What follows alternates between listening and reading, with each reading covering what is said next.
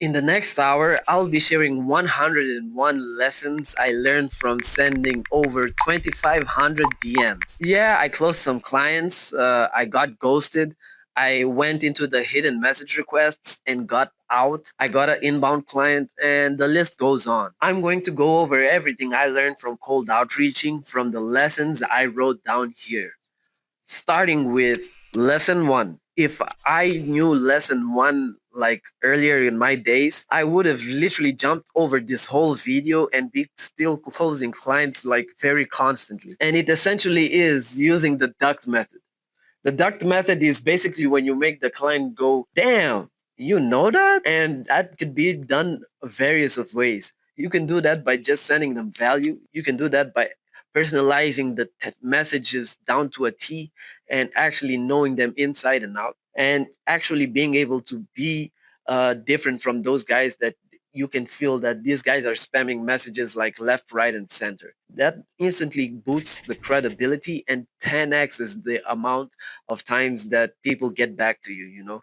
And just by doing that, I can guarantee you that you don't need to watch the rest of the video. If you can just do the duck method, you'll be ahead of like 80% of the people that are on the market right now. Lesson two, when I found a profile to outreach to, it usually was on Instagram. And if I didn't find their Instagram page, I wouldn't like waste time thinking about searching. I would just like skip them until I got X. And when I got X, I noticed that some pages also have like some sort of a presence in different platforms. So in that sense, what I noticed is most people might also be more active on X, for example, than on Instagram. And even when I tried emails, that got me crazy results too. I started using every platform whenever possible: Instagram, Facebook, X, email, you name it. Three, I used to hate sending DMs because back then when I used to copy and paste DMs, believe me, I could have sent like 100 DMs a day. But the bad part is in those 100 DMs, I literally got no responses, man. Like it was copy paste. After that, somehow I came across the information that I should be giving them value instead of just sending copy paste messages. So what I started doing was I started locking down on giving value and actually complimenting each and every one of my clients in a different way. And that gave me a bit of personality, and that led me to the conclusion that you sometimes copy paste the wrong stuff. I sometimes copy pasted a woman's name to a guy's name, let alone that it was wrong.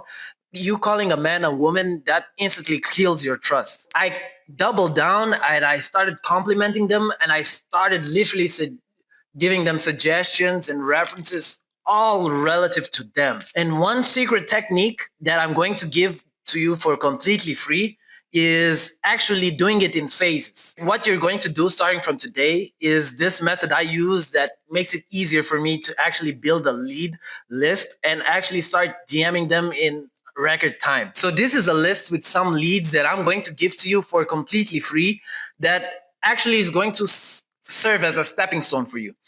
What you have to do is you have to fill in this particular list with clients that you're going to outreach first. Why? Because when you do everything at the same time, like finding the clients and then actually thinking about compliments and all that, that eats up your time and you're not as productive.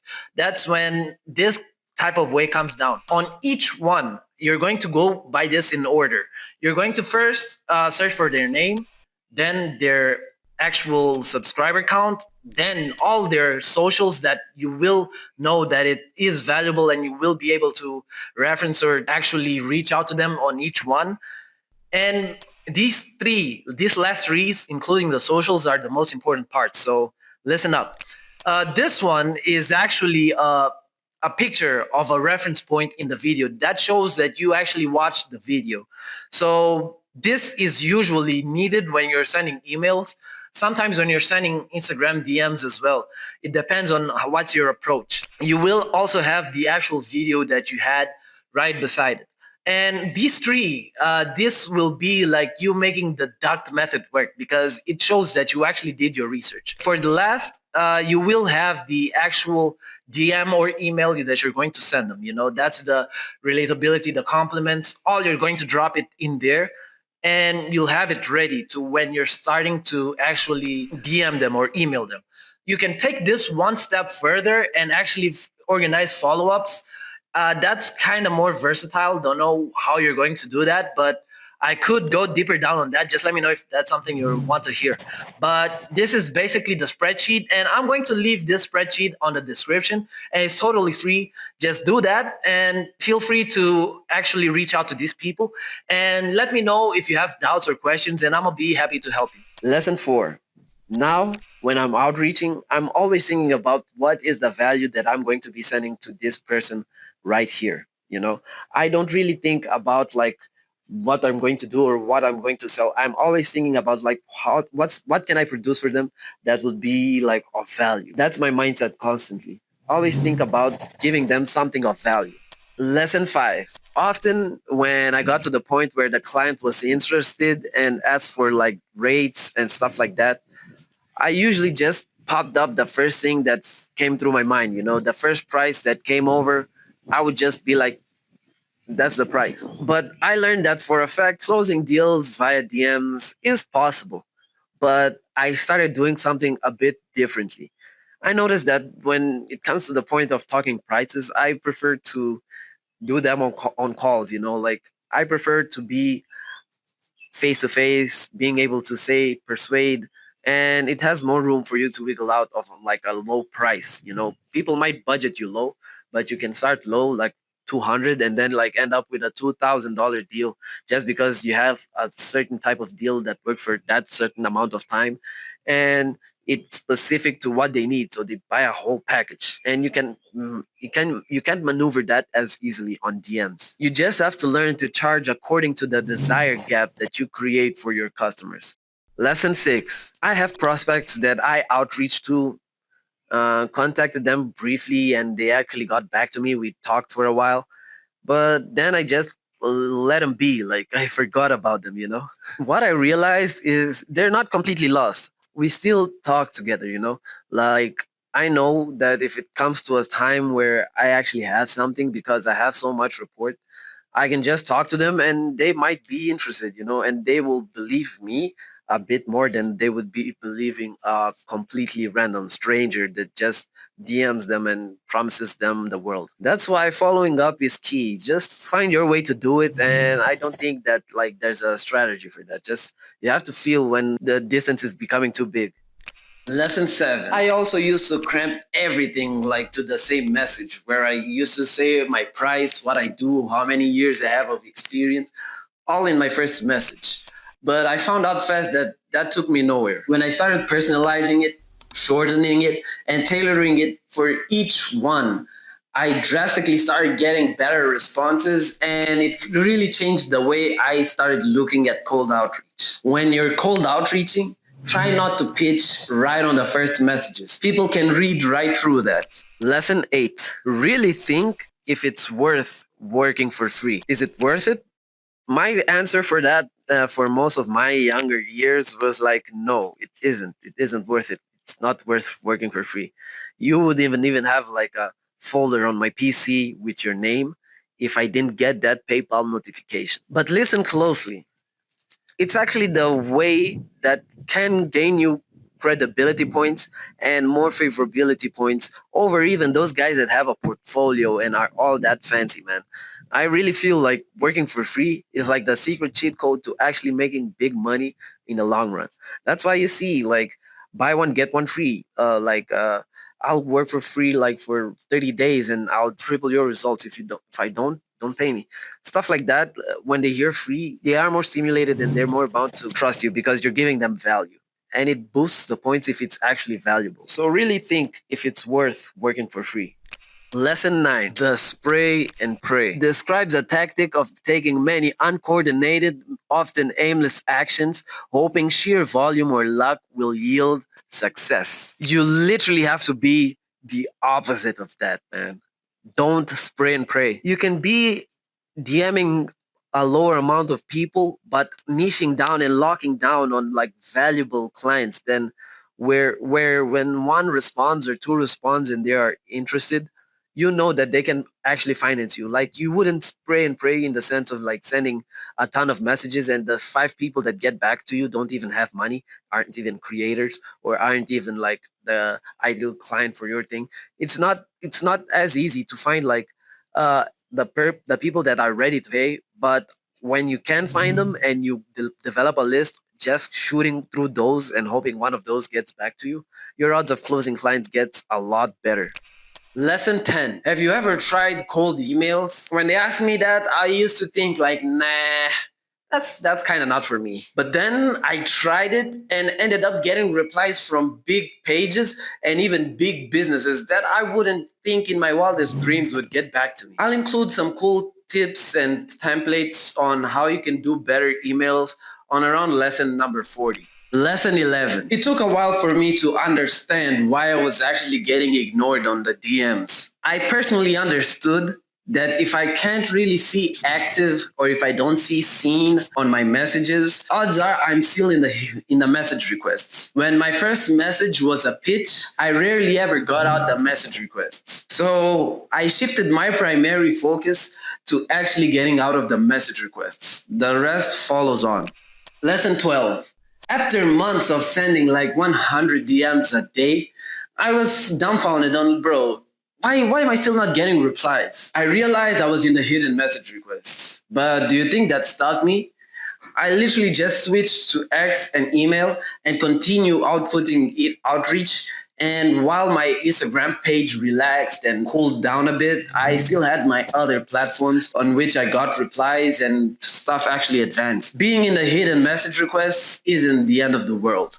Lesson 13. I used to clog up my mind overthinking about different templates and different reach out strategies and every other nuance I should be doing like on different social media platforms. Most times I really just get responses because I zoned it down in my brain where I only need to follow the exact strategy I do on Instagram and implement it on X. Eventually, if I get onto Facebook, I would do the same.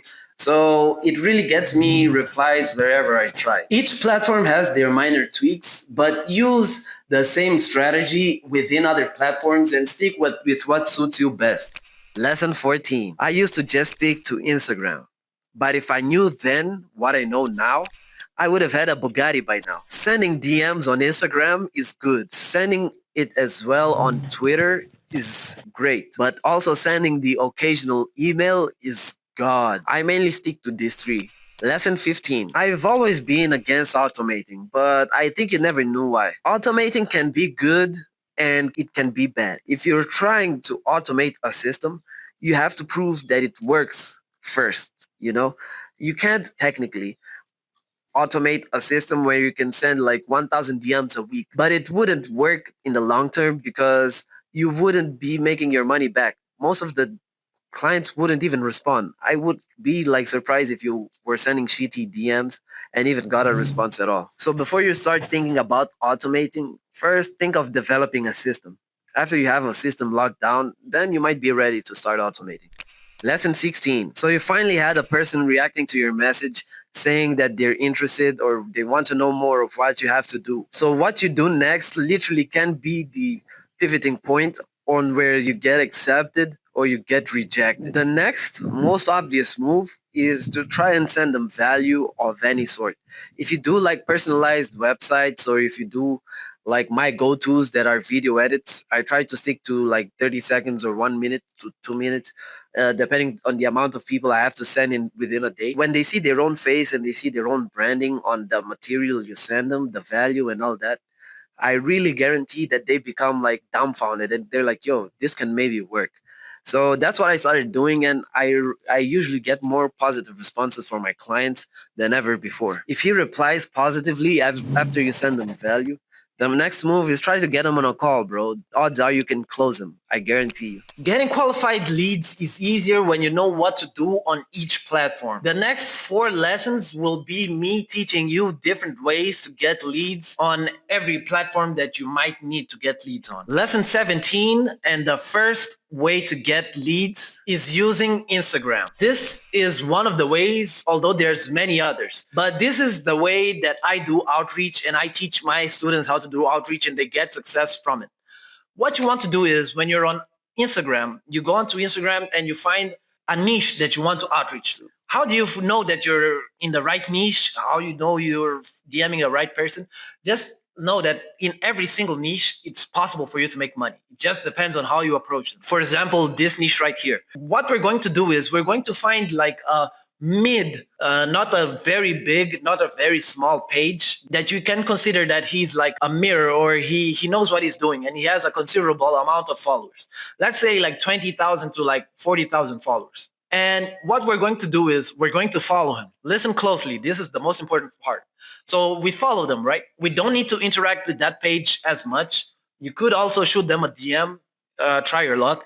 But what you're going to do is after you follow this page right here, you're going to hop in their followers. And on their followers, you're going to see a bunch of people that actually follow them and they actually are interested in that certain topic or they're a part of the niche in general because, you know, they will be following more people from their niche. So after that, not all of them will be the ideal people for you, but you will usually see them on their descriptions or their profiles. And when you find people that are on the same niche or in the same focus that it's posting content or doing whatever your services is, what you're going to do is you're going to follow them as well. You can follow up to like 20, 30 people. And just know that you're following from his followers, you know?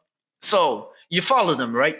And now you have like 30 new or 40 new people that you're following. What happens is then you will be flooded with their content on your page, on your feed. So now your goal is you to naturally start liking and commenting and engaging with those pages. And you should do this for like about a day or about 2 days before you actually DM them. And that's you just like making yourself seen a bit more before you actually engage. What brings you benefits of doing this is you actually have a chance of them following you back and you skipping the actual hassle of being in the hidden message requests or message requests because when they follow you back, as soon as you send them a DM, it goes to their primary or general inbox like directly. You don't go through the message requests. You follow them and then you like those posts. After that, you actually start devising value to actually send to them. After you send some DMs to those 40 people, they're more likely to get back to you. Lesson number 18, second way to get leads, using Twitter or X. The method showed on Instagram also translates into Twitter, but you have an alternative way that is basically done more on Twitter, and I should be talking about threads too, but I'm gonna go deep down on that on a future video, not on this one in particular. But you can hack the X algorithm by actually going to the search bar and searching, I need your specific job title. That's basically putting yourself in the shoes of the actual person that's going to hire somebody, you know. They will be posting like, I need a plumber, you know, and plumbers will be there like, yo, yeah, man, I'm a plumber. I can, what you do and stuff like that. And if you're like a graphic designer and you're like this and that, you can search for that and find countless people doing that. Okay, so you find all of them, but just know that all of these guys, there's a ton of competition already. You know, you won't be the first guy that comes to mind when this comes to action because people don't really choose from that thing alone, you know, and there's so many people that it becomes kind of crazy.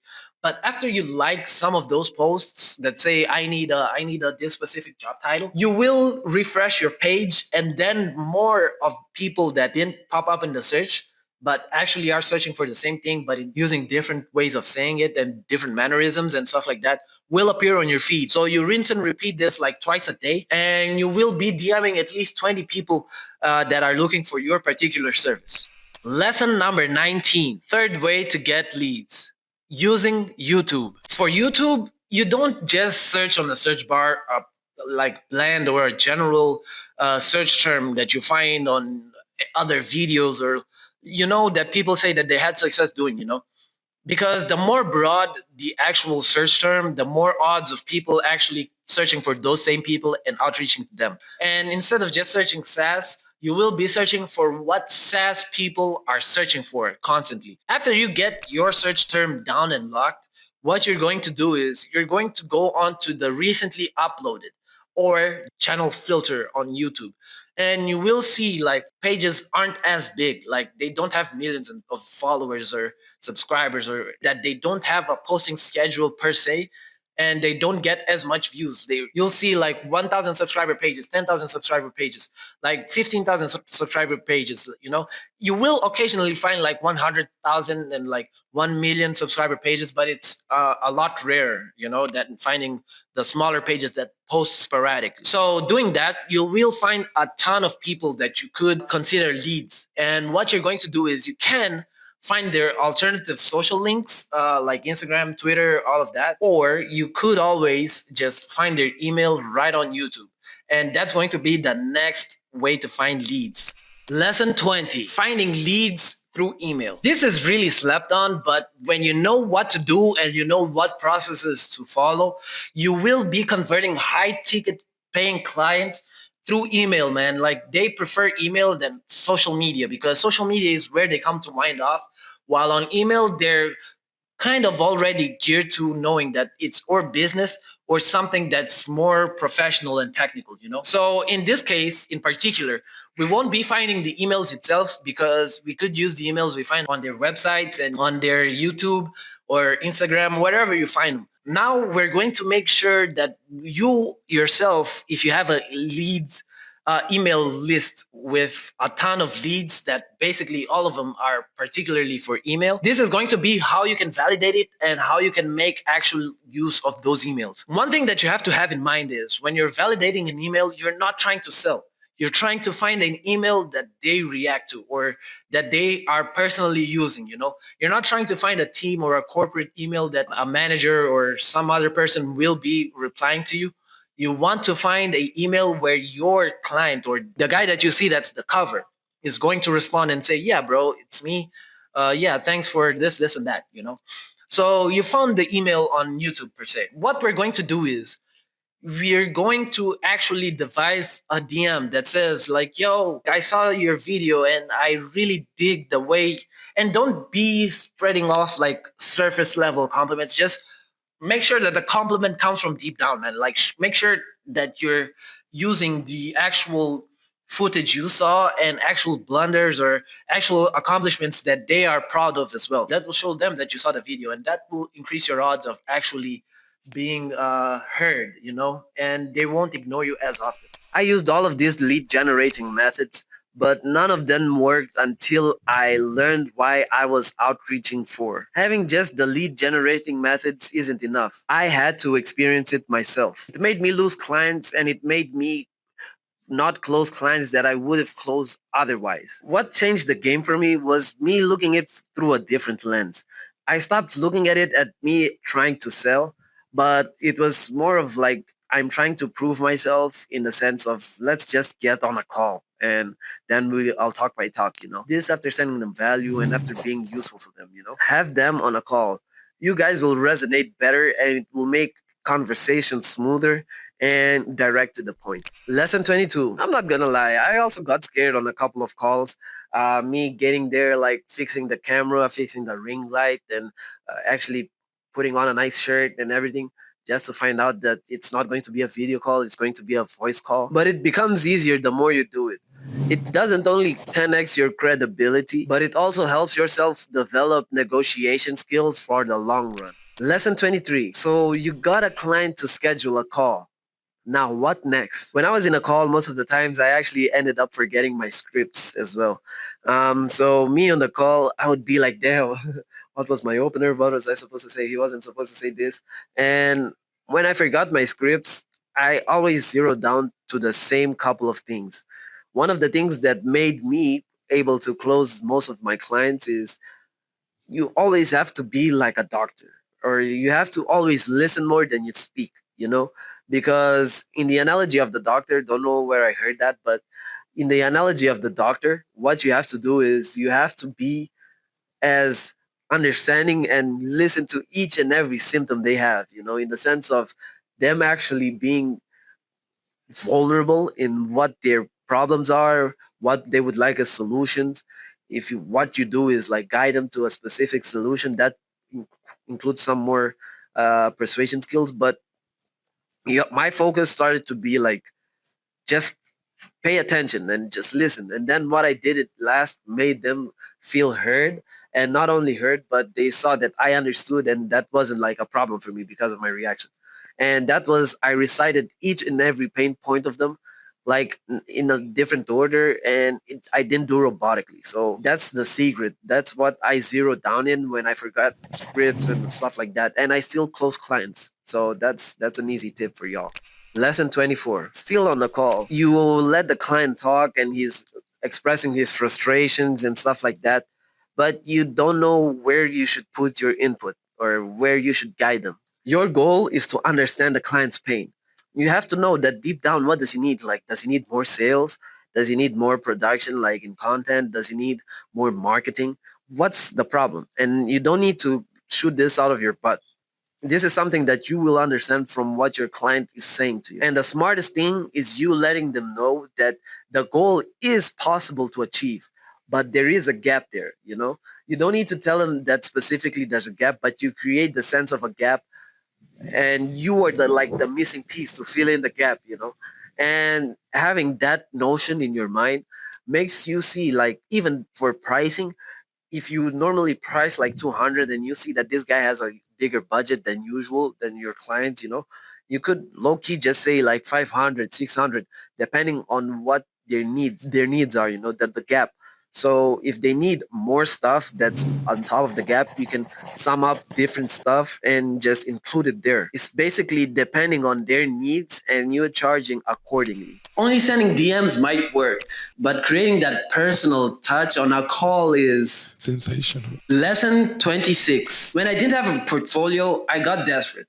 I thought that I couldn't compare myself with like the other people that were more ahead of the game and already had those things laid down. But that flipped when I started getting responses left, right, and center. And just by doing stuff that I talk about here in this freaking channel all the time. Not all of them were sales, but those were freaking responses, man. I achieved that by using what I usually talk about in this channel, sending freaking value. Lesson 27. You can still get clients in the hidden message requests. Not having a portfolio is the least of your problems. People usually quit because they find out they're in the hidden message requests. As if you can't still find clients. I'm not gonna lie, I quit too. What I usually did when I was in the hidden message requests and I eventually quit on Instagram was I had to migrate to X and I started doing email as well.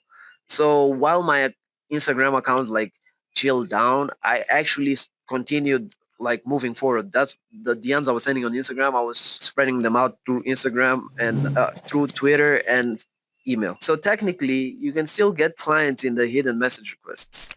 Lesson 28. How I got out of the hidden message requests. I started becoming very active like on my Instagram while not DMing as much.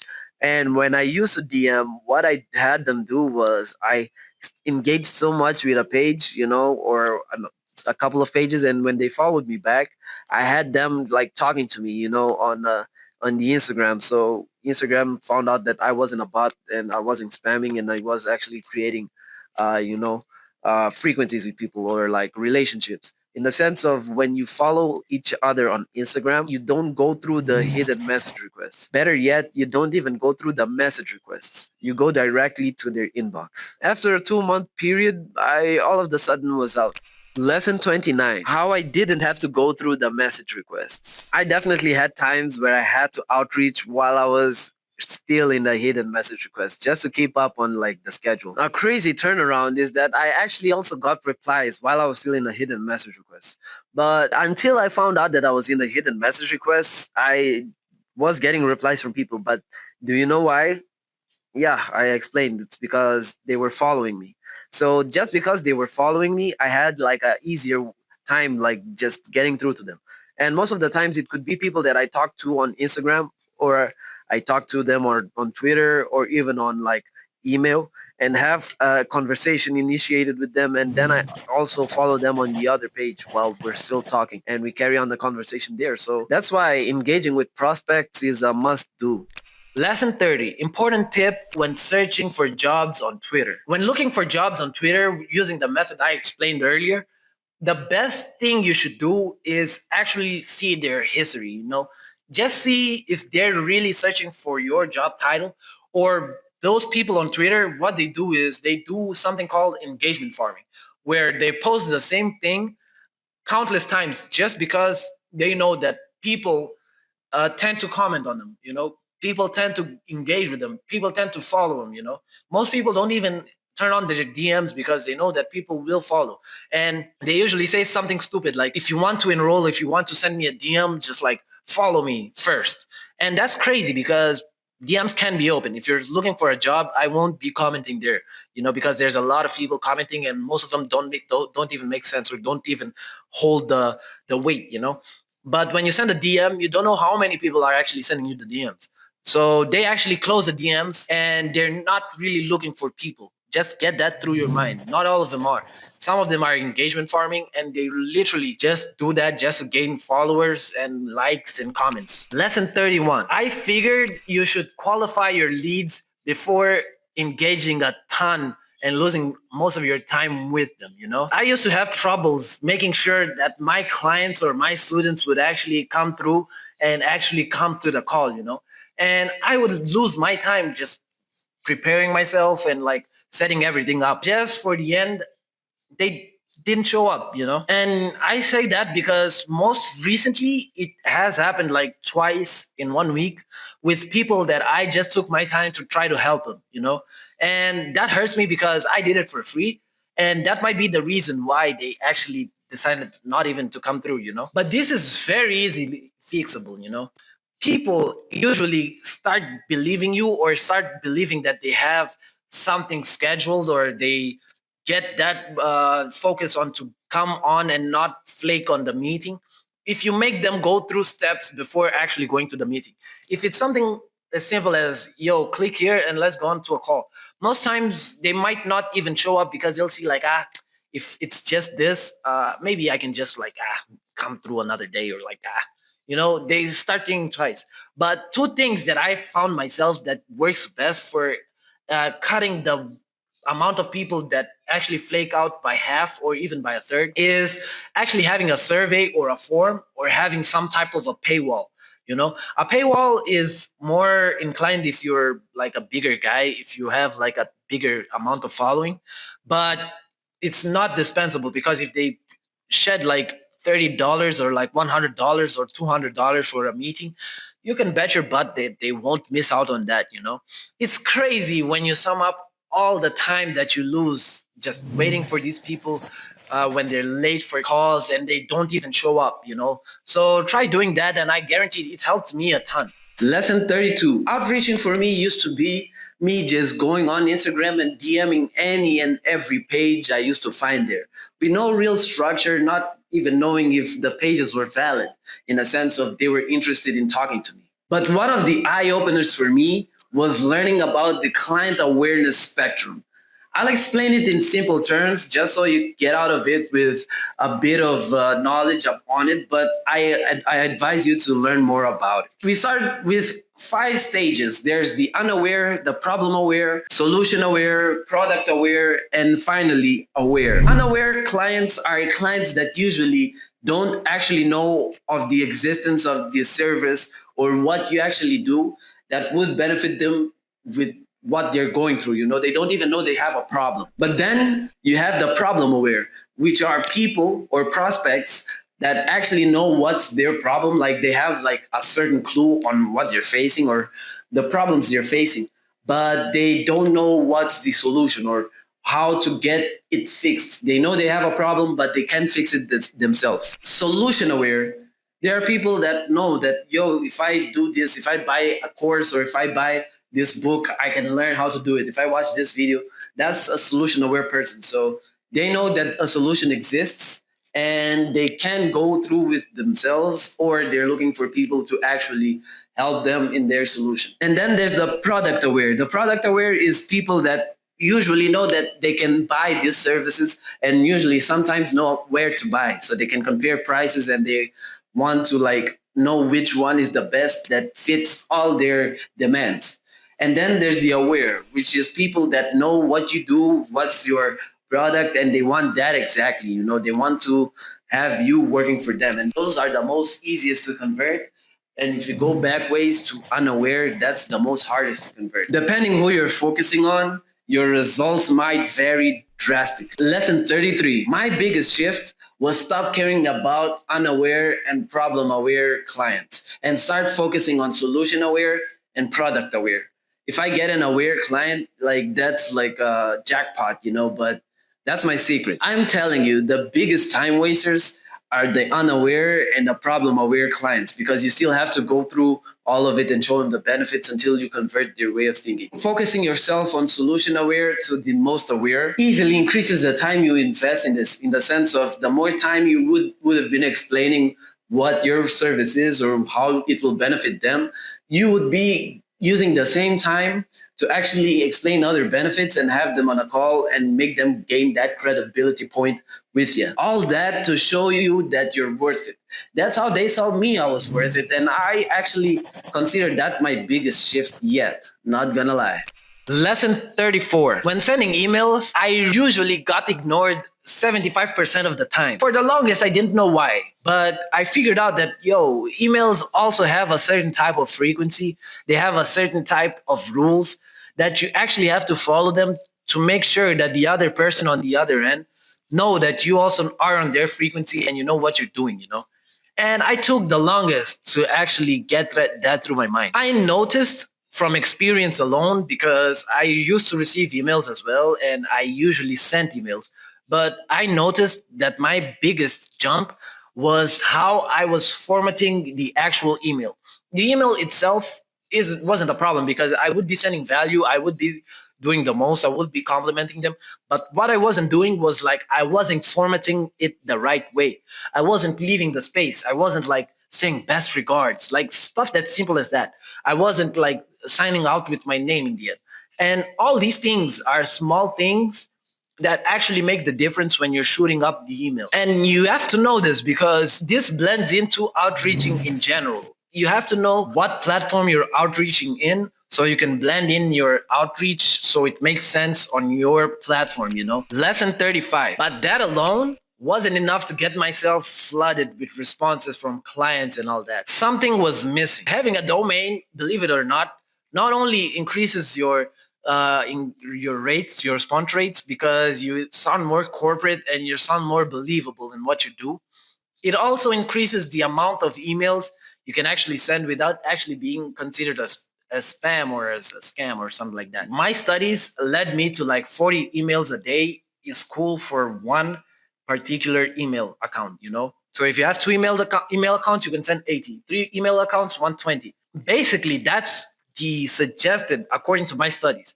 But just to keep it safe, I keep it around like 25, and I never have struggles with myself on thinking that I'm in the spam folder or something like that. This helped me, and this will help you get more of your emails open. Lesson 36. Your email shouldn't look like a gamer tag. Just remove all those dots, those hyphens, those dashes, all of them, man. Like, try to make it as professional as possible in the sense of if it's needed or if it's part of your branding, use it, but don't do that. You don't need to. Lesson 37. On Instagram, if your account is recent, like it has less than a month or two and you're starting to outreach, you're bound, bro, to go to the hidden message requests or even get like flagged or shadow banned on your page. So let your account warm up before you start outreaching. Want to get inbound leads? I do too. I mean, I did. Until very recently, I got an inbound lead when my page only had like 30 followers. Then I was like, damn, man, like Twitter might just be that easy. Getting inbound leads is easy, but it's not at the same time. If you want to see it with simple eyes and like how everyone actually sees it, is you have to be in the right place at the right time, charge the right amount to the right client, have the right patience to the right time wasted, and it goes on forever. And that way you must think that like getting inbound clients, like when I post something it just pops up on their feed, but there's certain ways that you can tailor down. Like if you know what you're doing and it's a strategy and it's a plug and play, you can literally just do it the same thing, like scaling it up, and the results to getting inbound clients is kind of guaranteed.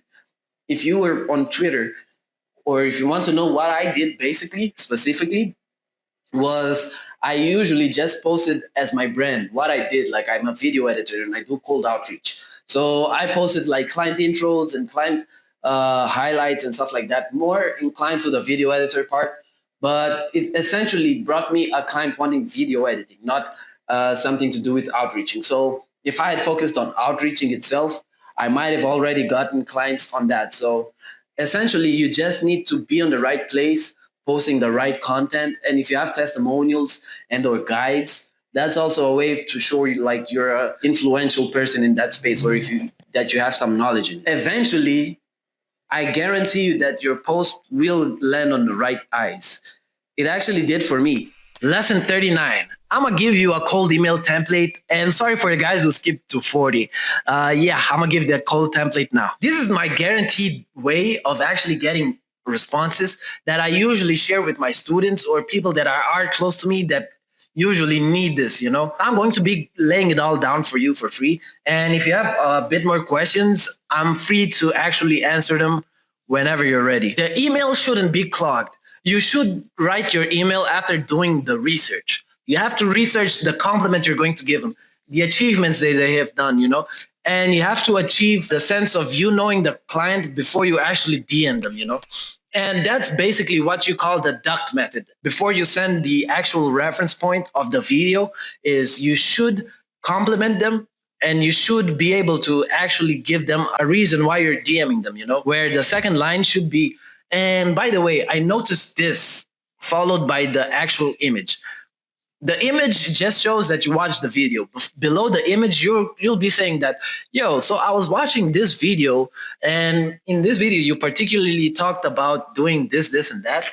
But I really feel like you're not getting engagement on this, and that because of this thing that we could improve. And just let me know if I should send it over, and I could send it anytime soon. Best regards, your name. And that's as simple as that. People see that email and they see that there's more commitment to the email, and that shows that you actually searched. You didn't just crack something up with an AI chatbot. Just do that and you have responses flying from left, right, and center. Lesson 40. I wasn't really sure if I really wanted people knowing what I do, like I'm a video editor or I'm a cold outreach guy. And I really tried to separate me from my business. But it came to a point where I really stopped caring who actually saw my offer or who was commenting on my stuff. Like if it was a family member, if it was a friend, like, hell, are you gonna buy? So that's what I started to do. I started to play my cards right and started doing everything I needed to get my content to the people who needed to see it. And independently of who saw or who commented, certain people who were interested started logging in and commenting and actually responding. And then I started zoning in on those ones and logged in to reach those guys. Having social media can be personal or it can be for work. And you will get responses according to what you decide to shift it as. And 41. So you decided to start posting but aren't sure what you're actually supposed to post. And you're overwhelmed because there's a ton of stuff online that says, no, you should post your whole video. No, you should post this, and that. I went through that before, but I actually got an inbound client just by posting very recently. I'll tell you what I do to actually get responses and actually get your content seen by people that actually are willing to invest in you. And it's as simple as this. To get engagement from the right people, what I do is I post before and afters, I post highlight edits, and I post specific animations of a video just to show what I can do and what are my capabilities. One of the most important ones for me is posting also client intros, because client intros are the bread and butter to actually keep the retention, and it's a very good sale point. If you start posting consistently enough and with a strategy, success will follow. Lesson 42. So if you're sending value to a client, what if they end up not responding? Believe it or not, it's more common than I would like to admit. After you actually cooked up the value and actually spend the time doing whatever you do, if it's a website or if it's a logo design or if it's a video, it actually comes to a point where they might not even acknowledge your work. But an easy way to break through this is actually tagging them when you're posting your work on your social media. Tag them. If you have to tag them on Instagram, if you have to tag them on YouTube, if you have to tag them on Twitter, tag them in all of the social media that you can find them on. And then you'll follow up with a message saying, hey, I just did this for you, and I just want to hear your responses on it, and hopefully you like it. Most of the times they will just say, yeah, man, I saw it. Thanks. Yeah, what you have to notice is you're not in a hidden message request, or you're not in the message request anymore. Now you have an open slot for interaction with this guy. Now you can say like, yo, what did you like it? What didn't you like it? Like, and you start conversating, and you can get them on a call and close the client. Lesson 43. Then you start engaging with your page as well. But just sending the DM sometimes doesn't work. Sometimes you just need a little bit more oomph to actually appear on his feed and actually get their attention. You gotta make them see you more than once. Start engaging with them in the comments. Start engaging with them in their stories.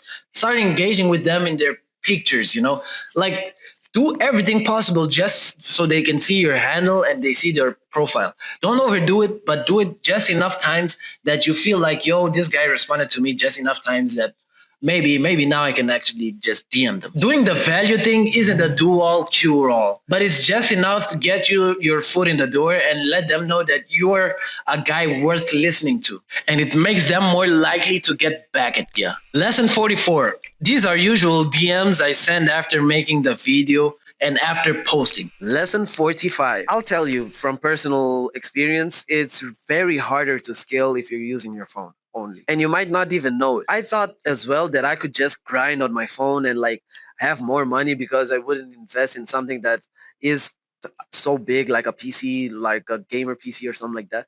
But yeah, man, time where I saved up and actually got one, I got a PC. It was a crappy PC, but I got my first one.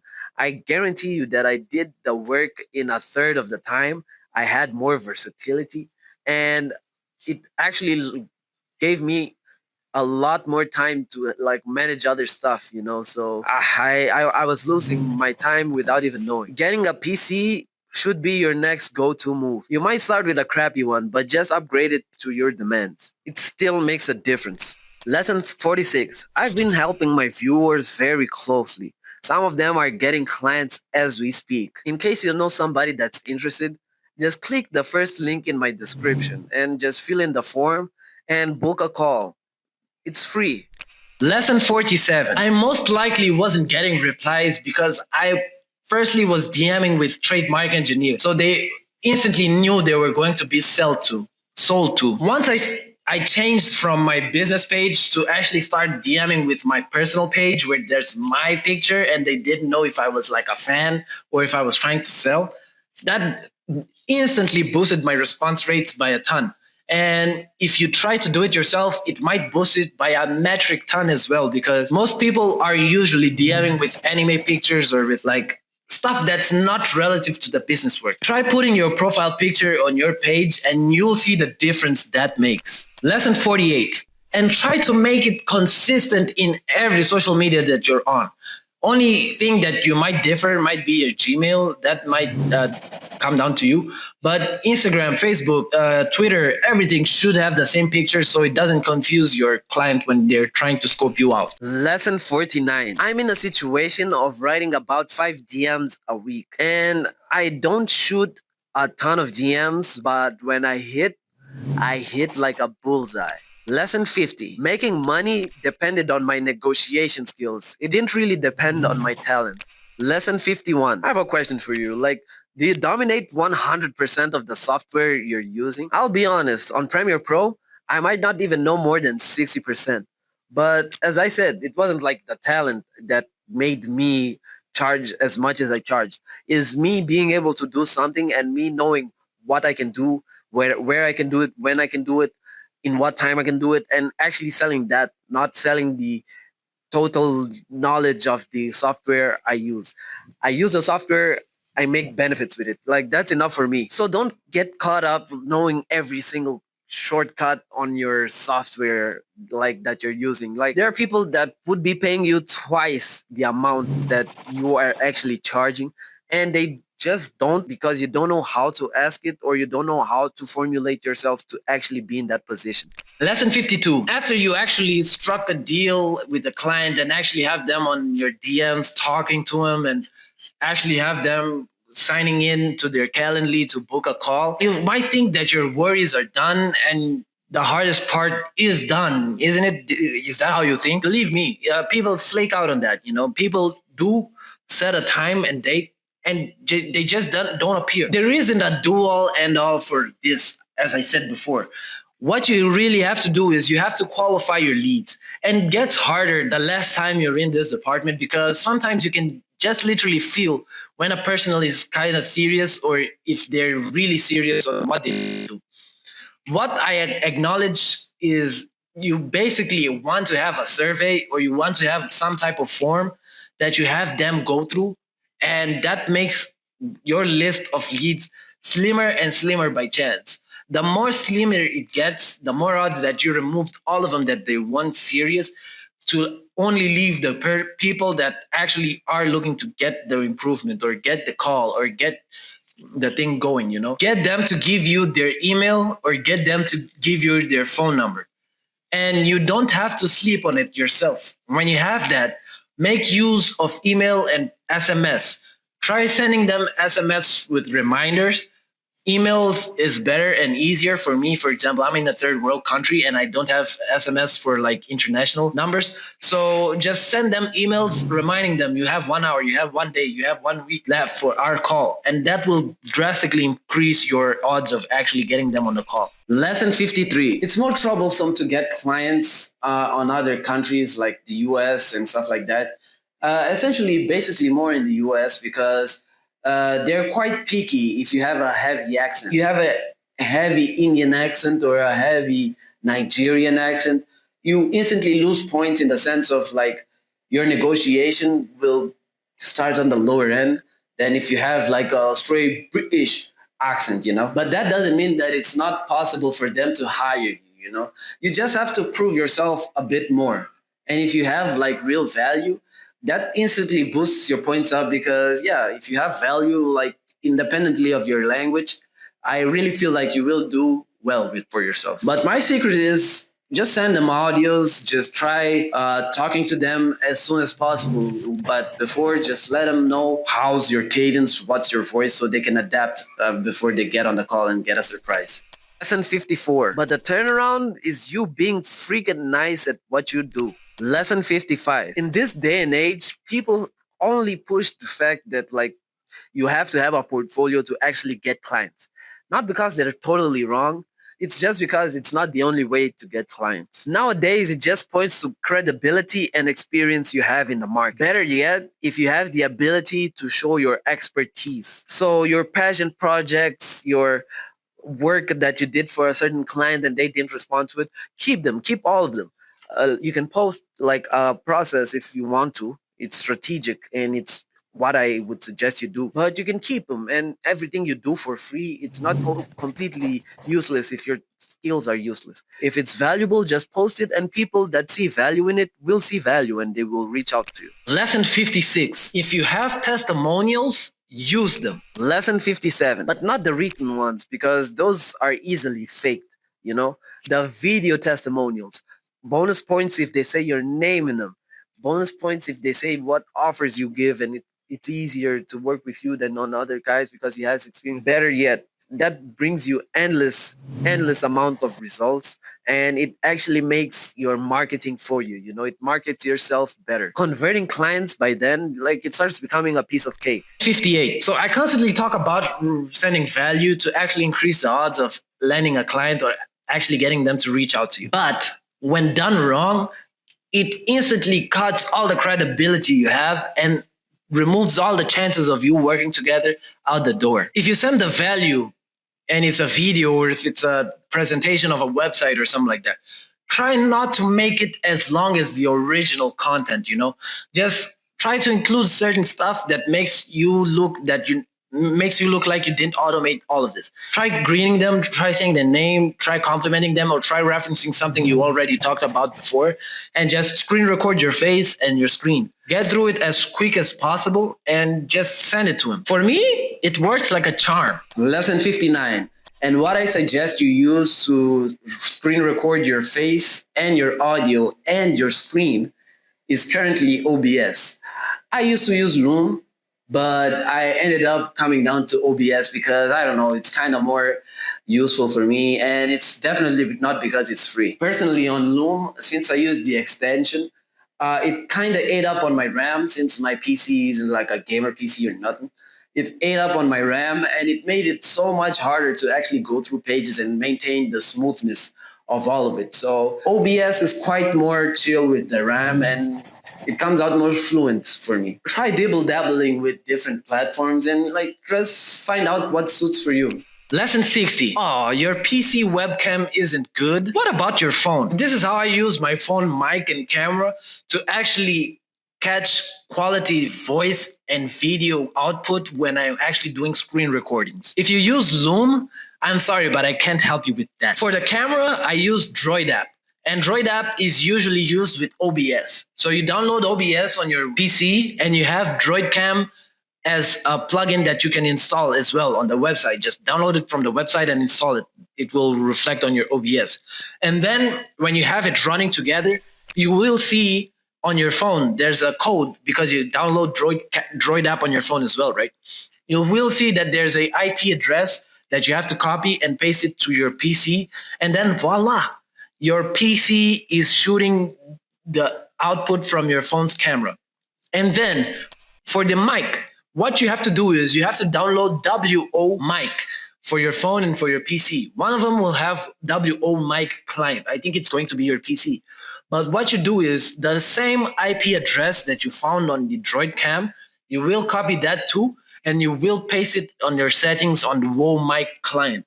So you can find your audio from your phone on your PC. Lesson 61. Oh, your audio is still whack even when you're using your phone? Just use wired earphones or just buy a lavalier mic. It's kind of cheap and it's affordable and it really makes all the difference. Oh, your PC still lags on OBS. This is kind of the worst one of all, but it's still fixable. Only way I do that I have done in the past is recording each separately.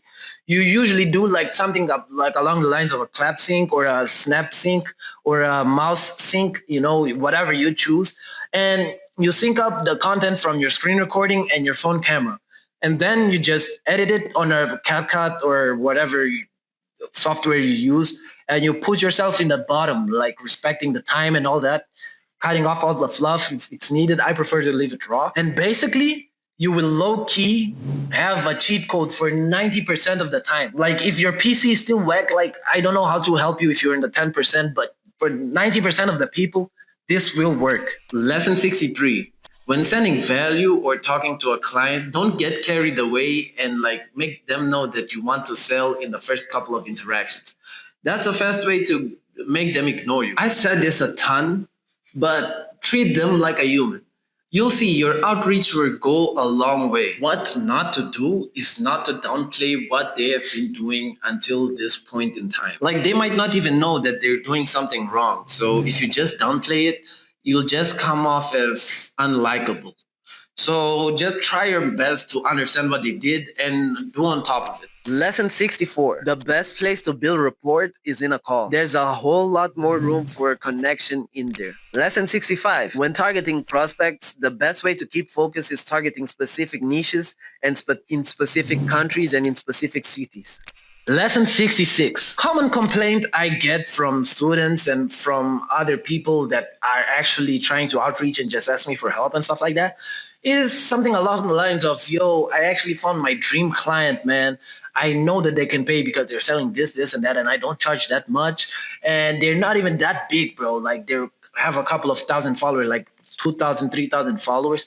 And man, when I outreach them, still like it's silent. No response. Knowing this in particular, I can tell you that it fixed 7 from the 10 people that actually came out to outreach to me and had that problem or just told me that they were struggling with that.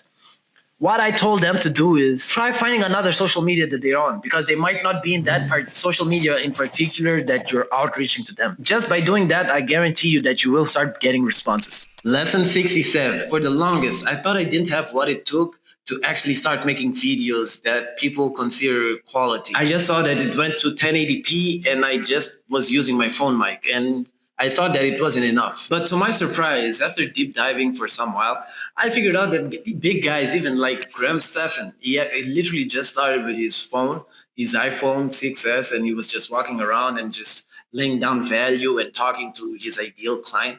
And it spiraled to him like zoning down what really is his ideal client. And now he has like a fan base of people that don't need for him to have like the highest of qualities, but he just does it because he can. But he can actually be getting views with a 1080p video. He grew a following for the longest, and he didn't need fancy cameras nor fancy mics. So just take that as inspiration, like I did. Lesson 68. I read the dip. Conviction and mind power. Those are the two secrets to make any of your ideal goals or whatever you have in mind to flourish in real life. All you need is the right amount of conviction and mind power, and independently of what your goal is, it becomes achievable. And we all start like that. We all want to like be a millionaire, for example. So in the first day, I'm gonna be like, yo, I'm gonna learn whatever I can about drop shipping, and I'm going to use drop shipping to be rich and famous. And then 2 weeks pass, no success, like just a couple of lost stores and a couple of lost money. And then I'm like, this is harder than I thought. And then like the conviction isn't quite there, but the mind power might be because the idea is still there. As the time goes on, both start simmering down until it comes to practically zero. And then it inevitably brings down the time where we all come to give up. This over time just becomes a repetitive cycle that it might not repeat yourself in the same department, but it comes a cycle that keeps on showing up in your life in general. I went through that too. At least most of us do. But I had a choice to continue with the cycle consciously or break it. So I did just that. I broke the routine and I stopped doing it. Like I stopped procrastinating and I just decided to double down. What happened is having the deep consciously, it puts you in a certain mindset. It put me at least in a mindset where I was able to see that I'm doing something and I might not be the best at it, but it always comes to this point where it sounds like nothing is working, where everything I'm approaching it in the wrong way. It comes to a lot of times where you doubt yourself, and it comes to a time where you find yourself, if you see it visually, that there is a bigger end goal where you just need to go through that phase to have it pouring in. So that basically a short read, and it really has the right words to put your mind into work. Lesson 69. The two skills that if you master, you're bound to be successful no matter what is first to learn how to sell, and second, yeah, habush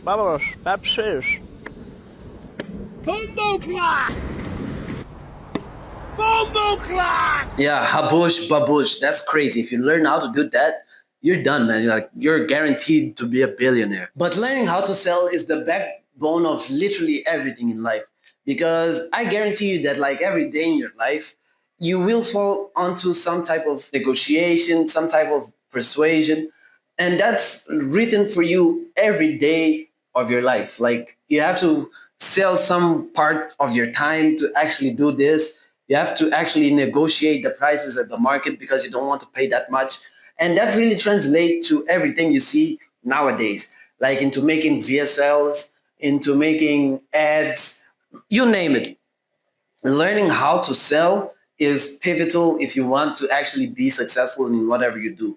If you want to be a gardener, you have to learn how to sell your services. If you want to be a football player, people usually do that for you, but you have to learn how to actually sell. That's not the priority, but you have to learn how to sell your image as well. But one thing that's very pivotal and that you see it literally every day, and when done right, you don't even notice it, is copyright. OP skill on my way to mastering it.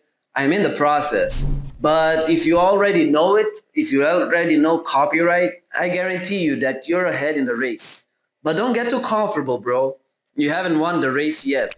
Lesson 70. Everything from your DMs to your bio to your posts, literally a bit of everything includes copywriting. So it's kind of OP still. Lesson 71. When you get a client, The hardest thing is actually keeping him, because I can tell you what's very easy. That's losing him. And you want to know how to lose him? Being communication absent. Lesson 72. When I was unsure of what to do actually for a client, you know what I usually did? I usually accepted the price, and then I figured out what I was supposed to do. It's not a completely bad thing. I wouldn't suggest you do different from that, because I learned from that. But what I wish I should have done before is actually not bite off more than I can chew. Like, you might not know what to do, but you can take big gaps. Like, can you make me a rocket? And you don't know how to make a rocket. You charge a price. And yeah, then you have to figure out how to do a rocket. Okay, you can YouTube that. But what if you only charge like $100 because you thought it was a small rocket? You know, you would have been charging like $1,000 because it's a bigger rocket. I don't know if you get my analogy. In short words, it can go two ways. The first is it's easy and it's doable and it's easy to deliver. The second, it's hard, and midway through the process, you figure out that you can't finish it, or you have a story to tell or something like that, and end up not delivering it. I now choose wisely. Lesson 73. Undersell and over-deliver. Using boards to explain ideas is really the best way to come across as someone who's knowledgeable in an area, or just as someone who knows their stuff, you know? Presenting value, responding to clients, or even shooting out your shot with value on outreach. I started using Miro boards because it's easy, and for free you can have like 3 boards, and that's more than enough to what you can do with it. And it literally 10x's your credibility rate and infinitely improves the amount of range you can reach in one particular place. You know, try it for free. Try those 3 boards, and if you really feel like it's worth it, just pay the subscription, bro. And I think it's worth it. Failing is just part of it. But what is not part of it is giving up. Lesson 76. One thing I noticed is, even though I thought I was doing everything right, some stuff usually just didn't work. Literally like this video right here. I wish I stopped like 53 lessons ago, but as I was about to stop, I won't lie, I just remembered the dip. Now we're here on lesson 77.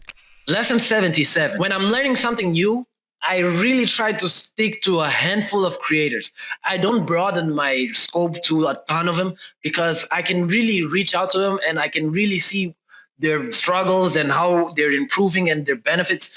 All of that is easier to complain or comprehend when when you stick with a handful of creators and not a ton of them. Lesson 78. I was sometimes also watching videos of how to get clients or how to make this amount of money, and I kind of felt fulfilled because I was like, yo, I can do that. Only to get discouraged when I tried it myself. And to put it into perspective, it's like watching Ja Morant dunk and do like his crazy jumps, and me sitting at home like looking at, yo, like I can do that, you know? And then getting on the court and trying to do the same thing and getting an injury that has never been seen before. Don't just absorb the content. Just try to implement the small things you learn. Try to implement them and journal yourself to see if it's doing good or if it's doing bad. Lesson 79. Then, when you have experienced it, you can pick and choose whatever you like doing and whatever suits you best according to what you want to achieve, and just hook onto it and like implement it strategically day in, day out. And that's like literally the secret to learning anything. Lesson 80. I'm happy to announce that I actually had a ton of clients coming in and asking for my services. The bad part that I also remember about those times is that most of the times I didn't get there in time to where the clients were still interested when I was talking to them. I got to them on time sometimes, but sometimes I got to them a bit too late, where I had created a certain problem for them and they went ahead and searched for someone else to resolve a problem that I made them aware of. I'm doing this solo at the moment, but it always comes on point when you develop a team that actually can do this for you. That's why I suggest you document and like have everything you do, like even the minor details, like written down on some place where you can like come to a point where you can just plug and play with someone and they can do the same thing as you do, you know? Lesson 81. Don't usually work for free if you're not working in a niche that directly makes money with your services. Lesson 82. Some clients just turn out to be clients I don't like working with after I sign the deal with them. After I become acquainted with them, like with the days of silence, not responding or late responses, endless revisions, and stuff like that. You just come down to figure these things out after you sign them. So sometimes you pick out bad clients, but it's never too late to change them. I was also one of those guys who used to just send like huge clumps of texts to clients and actually think like, yo, why aren't they getting back to me? You know, I'm glad I learned this sooner rather than later, but you really might be looking it at the wrong way, you know. I certainly was. I usually was sending the first message would be like, yo, I do this and I can help you with this, this, and that. And I really just charge this much. So it's not that much. So yeah, let's work. And basically, that's not good outreach. Good outreach is usually when you actually get in and you can actually build a bit of credibility just by text or just by messages or just on a call and actually be able to send a message, get out of the message requests. That instantly gets you in a good step with them, you know. And usually it's not even selling until you hop on a call, you know. You just understand their pain points and you understand if they're a qualified lead or if there's someone who's interested or if there's someone who's not. Once you know if they're interested or not, you're already doing good outreach. You just don't know it. Lesson 84. You could also be doing paid ads. I know outreaching is quite dreaded and it quite of a crazy ass strategy when you don't know what you're doing. Nothing ever works. But you could also be doing paid ads. Paid ads will bring you inbound leads, but it will end the same way if you don't know how to take care of those leads. You will have to value them and you will have to make qualifying aspects to know which leads are quality and which leads are bad. Or one specific thing that I could tell you that will help you if you're trying to do paid ads is if you find like Facebook ads library or Google ads library, what you want to do is to scope the people that have like ads running from months on end. You know, like if they have their ads running months on end, that means it's working and it's making them money. Try studying what they do, what's their filming formula, how they film, all that. Try figuring everything out, and that will help you, I guarantee. Lesson 85. Sometimes I lost nights, I won't lie. But now I know that I'm ahead of those guys that was just scratching their balls and sleeping all day. Who do you want to be? Lesson 86. The hardest thing is going from free to getting paid. Some people just can't maneuver out. Losing nights just producing value for my clients was a nightmare. I really wish sometimes I would be sleeping and stuff. But what I really noticed is it's kind of really hard to actually go from that free value point to actually getting to a time that they pay you. And for the longest, I used to think like that, but it's not as hard. What you usually have to know is that if you're trying to send them value, eventually they're going to be searching for something that you can do that will benefit them, that can make them money, so they can make money to pay you. So if you're doing something for free and that can eventually bring them money, it's kind of more easy to maneuver out of that. So if what you're doing isn't what brings them money, that might be a choice, a poor choice on what your offer is.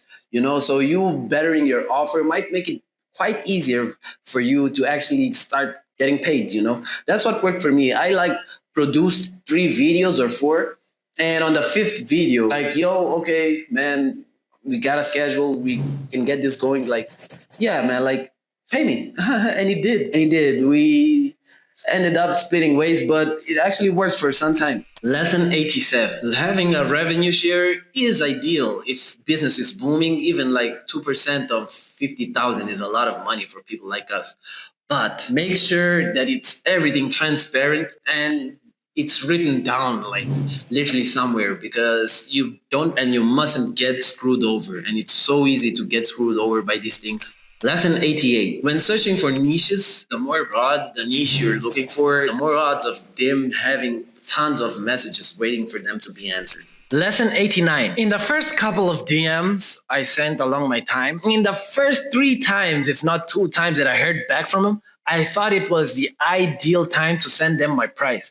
And my idea was, might as well strike while the iron is hot, you know? Since I got their attention, like, why not, like, let me just shoot the price by text and, like, hopefully we'll work together, right? But yeah, most times when I shot the price or when they knew I was selling them, I didn't hear back from them ever. And be it inbound or be it outbound leads, all respect this type of thing, you know. They won't pay you if they're not feeling heard or if they're not feeling like you can resolve their problem, you know. So what I suggest you do, or what I started doing in particular, and what I'm going to suggest is basically just rephrase their problems, you know, like don't say it in the same way, word for word, what they feel or what their problems are. Rephrase them, you know, like try to occupy as much space, just like understanding, like diving deep down, like putting in the blade on the client, like just knowing that they have this, and that problem, and they acknowledge it and they're sharing it with you. Once you say a price after hearing all that, they will feel heard. And this works on calls and even on texts. They will feel heard and they will be more likely to accept like $1,000 deal than sending like a hi, hey, how are you? Then yeah, man, I'm good. I charge $1,000. That's crazy, bro. Who would pay you for that? It's better you schedule a call with them, let them vent. You poke the bear a bit more, letting them vent and understanding their pain points and like taking notes and all that. And you rephrase them, you know, you just let them know that you heard them. And I guarantee you that you will be likely to close more deals or more likely for them to actually be more accepting of your price. Lesson 90. I suggest you hop on calls more often because I know you might be feeling nervous, but just know that the client can be feeling nervous too. You know, like it happens to all of us. And the more you practice that bone in your body for like calls and being choppy and being fast witted, it grows up on you and you just figure out that it's a skill as well. Like you being able to break the ice and actually conversate with them, it makes a lasting experience and it's a positive experience overall. Lesson 91. Controlling the conversation gets easier the more you do it. If you just go there aimlessly and start yapping and not letting the client speak, odds are you won't close the deal. So what you should do is go there, listen, break the ice, and let the client speak. Those are short points, but if you implement them, I guarantee you that the client will look at you more favorably. Lesson 92, take notes. Lesson 93, if you don't want to write those notes personally, use an AI thing like Fathom. Lesson 94, one thing that discouraged me from the beginning is me being African. Like I thought that me being African, I couldn't be charging people what I'm worth, you know? One thing that turns out is that people don't really care, man. Like I say that in almost all of my videos. I don't know if my English is good. Don't think so. But I don't have an American accent. I don't have a Canadian accent. I don't have a British accent, but I can express myself enough. And what makes them actually don't even care and have this person send me like $400 and have this other person send me $200. I just provide value. I know what I'm doing and I give them value. If you can do that, I don't care if you're Pakistani or if you're Chinese. Just give me value and you will get paid. Lesson 95. I'm a really tough nut to crack when it comes to actually going out from like the free version to a paid version. But sometimes it's actually worth it, you know? I really found apps like vidIQ, I found apps like Instantly, I found really variants of apps that makes me complacent to him and makes me see that, yo, bro, the subscription for these things is actually worth it. And by just doing that, I actually decreased the time that I spend on certain tasks just by having subscriptions to things that I use and that boost my workflow. Lesson 96. Start dominating templates and plugins. This makes your job infinitely easier when you get newer clients, or if you have to start something, you don't have to start from completely zero. If you have to do a video, you know that you have a template for this type of video that you're going to make. Everything along those lines, even if it's just putting the sounds ahead of time or putting B-roll ahead of time, that will save you a lot of time. Lesson 97. Become more social than you usually are on social media. How do you use Instagram?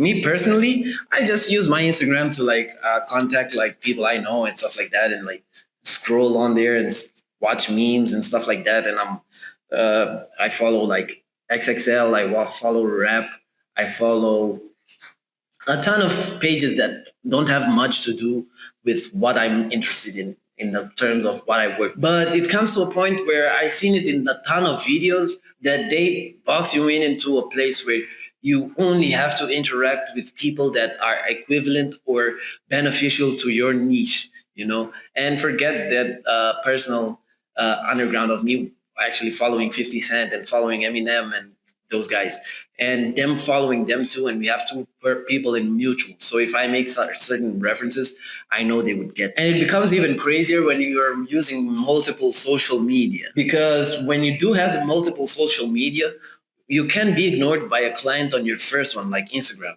But if you see that he also has a Twitter as well, and you play a game of like interacting in both pages, eventually in one of those pages he will see it, and you will start liking you back, and maybe you might throw in a follow or like your posts, and that's crazy for credibility and seeing that you're also a person that has mutual big people following you. They'll see that you guys have a ton of people in common and you follow somewhat the same type of people, and they will decide to stick around, or they will decide to like some of your pics. So just do that and it's like a game changer, I'm telling you. Lesson 98. Don't think that your friends and family that are following you will change a lot on your following number, and you thinking that, yo, I'm famous because you have like 300 people following you. Friends and family won't even be the first clients that you might have. So you can be following friends and family, but if you see 300 and it's mostly people don't see it as an achievement. I prefer seeing 100 people I don't know but follow me and engage with me as an achievement than being known by 1,000 people and not getting likes on my stuff. And that's what usually makes the difference now. If you don't have engagement, your page is probably botted. And since it's easier to think about that in this time of age, it's what they'll assume your page is. Lesson 99. On the outreach, instead of asking them for their footage, do your best to actually find their footage yourself and edit or do whatever you're going to do with it, and just send it to them while it's already done. And I know it's kind of tough, but that will give you a ton of credibility points right away. Lesson 100. I genuinely had to send over hundreds, if not thousands, of DMs before I started literally moving the needle and just feeling like something is working finally. But I did something that we all have the choice to do, but some of us choose not doing. And it was just to put in the time, put in the effort, and just look straight ahead and know that something is going to go right. Most of this, I can acknowledge that the dip made me look at it at a different way, and I will continue saying my praise for that. But I also figured out that mastery actually takes time. But how long, you ask? 2 months. 2 months is all you need to actually land a high ticket paying client. I know this because I've been working on this same technique for over 4 years and actually got down to a point where I simplified it down to actually being able to find clients that make recurring income for your pocket in less than 2 months. So if you actually know someone who's interested in this, just feel free to send them over the first link in my description, and just let them know that it's a free strategy call and it can make your life very different from how it is now.